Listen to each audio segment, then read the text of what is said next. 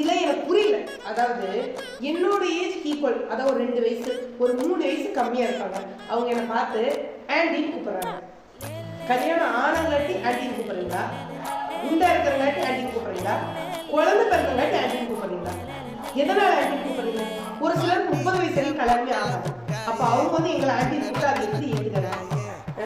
இந்த குழந்தையே இல்லாம இருக்கிறவங்க எங்களை ஆண்டின்னு கூப்பிட்டு ஏற்று மெயினா இந்த வேலை பண்றது யார் தெரியுமா? இந்த காலேஜ் படிக்கிற எரும மாடுங்க தான். ஏன் இப்படி எரும மாடுன்னு சொல்றேன் ஃபீல் பண்ணாதீங்க.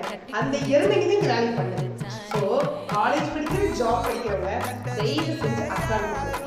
இதுல என்ன ஹைலைட்னா என்ன ஆண்டின்னு கூப்பிடுறது, இந்த வீட்டுக்கார அண்ணான்னு சொல்றது. அண்ணா ஆண்டி என்னோட அவங்க பெரியவங்க, ஜென்ஸ் எல்லாமே அண்ணா, லேடிஸ் எல்லாமே ஆண்டியா? டேய் எனக்கு ஒண்ணுமே புரியல.